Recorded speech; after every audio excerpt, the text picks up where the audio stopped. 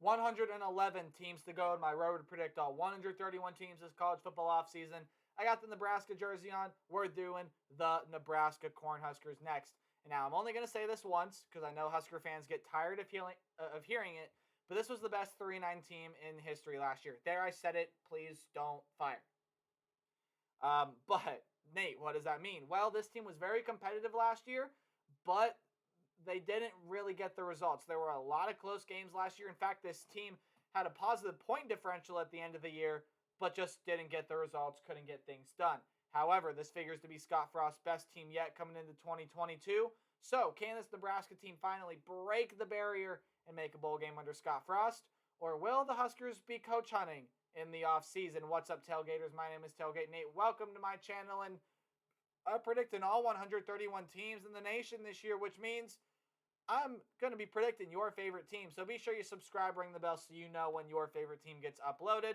And especially Nebraska fans in this video, but to any fan out there that watches any of my videos, you guys are going to know a lot more about your favorite team than I will. So if you feel like I missed something, got something wrong, want to add something, whatever it is, leave it in the comment section down below, and I will read through those. My 8th ranked team in the Big Ten coming into 2022 are the Nebraska Cornhuskers. Again, this figures to be the best team that Scott Frost has ever had after going 3-9 a season ago. They play in the most wide open division in all of college football. That's the Big Ten West. Anyone from Minnesota, Nebraska, Purdue, Iowa, Wisconsin are teams that can win this Big Ten West. It's all a very, very, very close race to try to get to Indianapolis right now. And it has been open for the past couple of years, but this year, I mean, really, who's going to win this Big Ten West confidently, can you say, in your mind? This Nebraska team can. I've seen people predict it, and they have the talent to do so, especially if they put up stats like they did last year. In the Big Ten, they were second in total offense per game, 447 yards per game, along with around 28 points per game. Now, you definitely would like to see them score more points with that amount of offense, but still, it's a step in the right direction for this Nebraska program. On the defensive side, 366 yards allowed with around 22 points per game allowed. So good numbers on that side of the ball there for Nebraska. Their defense did definitely hold up their end of the bargain last year, and now it's the offense turn. The offense has got to step up. And speaking of the offense stepping up, Scott Frost did not play around in the offseason. Brought in Mark Whipple over from, I believe, Pitt, who put Kenny Pickett as a Heisman finalist, and also put, had Jordan Addison win the Blitnikoff last year. So very, very good stuff. Sorry, I thought I was going to sneeze there for a second. And also brought in Mickey Joseph over from LSU. And he put guys like Jamar Chase and Justin Jefferson in the NFL, and they are flourishing at the next level. But some guys now that Nebraska is losing, most notably, it seems to be Adrian Martinez. And he was kind of the fall guy for a lot of whatever Nebraska has done in the past couple of years. Adrian Martinez, not trying to discredit him, but he would just kind of not be there when the team needed him late in games. 2,863 yards, 14 touchdowns, 10 interceptions through the air, 525 yards, and 13 touchdowns on the ground for Martinez. So you lose all of that production. Running production, Marquis Stepp, really the only notable name gone. Wide receiver room, you lose Samori Toure, Austin Allen, 2 leading targets last year, and Xavier Betts and Levi Falk, who were your 4 and 5 leading targets last year as well. For Samori Toure, it was 898 yards, 5 touchdowns. For Austin Allen, it was 602 yards and 2 touchdowns. So definitely some very good talent leaving this Nebraska team. On the defensive side, you got Ben Stilley, JoJo Doman, a couple good players there in the front 7 of the defense. And then in the back 4, in the defensive backs, Cam Taylor-Britt, who led the team with 11 passes defended, Deontay Williams, who led the team with 4 interceptions, and another solid back in Markel Dismuke are all gone, no longer playing for this team. But guys, this is still a very, very talented group on both sides of the ball. Especially when you look at the quarterback position, Casey Thompson coming over from Texas to be that starting quarterback, right?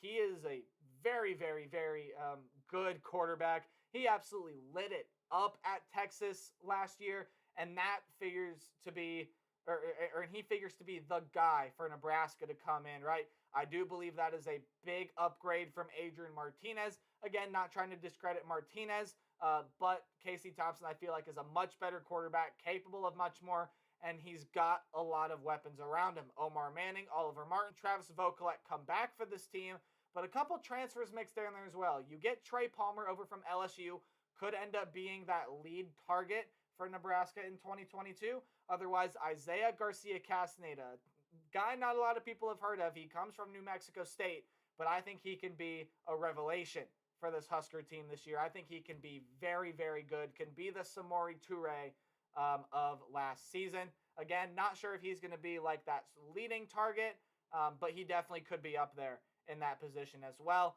When you look at the defensive side, you're returning guys like Caleb Tanner, Garrett Nelson on the defensive line. Linebacking group, you return your two leading tacklers from last year. Both of them had 90-plus tackles, Luke Reimer and Nick Henrich. And on the defensive back side of things, Quentin Newsome. Quentin is spelled wrong in this case. It's Quinton, so I apologize. Autocorrect must have done something with it. But Quentin Newsome, Miles Farmer, and Tommy Hill, who's a transfer from Arizona State, coming in for this team. Let's go ahead and look at the Huskers' schedule, and it starts off with a pretty interesting conference game in Dublin, Ireland, against the Northwestern Wildcats. So this is a team that doesn't project to be very good in 2022, but hey, Northwestern has given Nebraska trouble in the past, so we'll definitely see what happens there. Non-conference games at home, all of them at home. North Dakota, Georgia Southern, and Oklahoma as far as home games in conference. You got Indiana, Illinois, Minnesota, and Wisconsin. And for road games in conference, Rutgers, Purdue, Michigan, and Iowa. So kind of starting to preview these games here a little bit. Northwestern. Again, that first game of the season is going to be very, very, very key for the Huskers. If they do not go to Dublin in week 0 and win that game, it is going to be another long, painful season for the Big Red. It is going to be another long season, but Northwestern's a team that has given Nebraska trouble in the past. You got to watch out for them. You never know what the expectation truly is. Well, the expectation is to make a bowl game at Northwestern, period, end of story. But with a guy like Pat Fitzgerald, the expectations could be a lot loftier than that. This is a team that's made the Big Ten championship in recent years, so they can absolutely turn things around and prove people's expectations wrong. But again, the big non-conference game, you look there as being Oklahoma, and they are losing Spencer Rattler and Caleb Williams this year, bringing in Dylan Gabriel as that quarterback, who's one of the most dynamic quarterbacks in the nation. Also, Lincoln Riley, of course, going over to USC as well with Caleb Williams. Lincoln Riley went first, then Caleb Williams went, but you guys know what I mean. And so Brent Venables is going to come in and be that head coach there. That's going to be a very, very interesting non-conference game, and I think a very, very early test, and a good one at that for both of those teams as far as games in conference. Again, this Big Ten West schedule is really, really hard. Again, road games against Purdue, Iowa, those are going to be hard places to play and never really guaranteed wins, and I think Purdue's going to be really, really good this year. And you can never count out Kirk Ferentz and Iowa at home. In terms of Minnesota, Wisconsin, those are going to be two very, very interesting games there. Minnesota had a very good defense last year, as did Wisconsin. Those are two very good defenses from last year. And then your crossover games, again, Indiana, Rutgers, not really big name programs, although that Rutgers game on the road could be a little tricky. But that game against Michigan on the road in the Big House, going to be tough for the Huskers to win. I don't do game-by-game predictions. I do a more percentage-based outlook to help me predict a team's record. So if the game is in red, you're probably not going to win the game. If the game's in orange, you're still probably not going to win. But hey, it's college football and upsets can happen. If the game's in yellow-green, or excuse me, if the game's in yellow, that's your 50-50 upset potential games. Yellow-green are games that you should probably win, but watch out for the team on the other side of the ball. And games in green, book it as a win. So North Dakota, Georgia Southern, I see them being able to easily take care of business there. In terms of games in yellow-green, Illinois, Indiana, Northwestern, I think those are all very favorable matchups. Again, that game against Rutgers on the road, I think can be a little perilous for Nebraska, so they got to watch out, and they got to come prepared to play that game. It's also a Friday night game, which I think is going to make things even more interesting on this Nebraska team for sure. But I still see Nebraska having the edge there in that game. And then there is one game in orange. It's the game against Michigan on the road in the Big House. Look, that was a playoff team from last year, a team that returns a lot of talent. I don't necessarily see Nebraska going on the road and being able to pull off an upset against Michigan like Nebraska almost did at home last year. But in terms of the games in yellow, look, that Oklahoma game is obviously the one on the schedule that jumps out to everybody.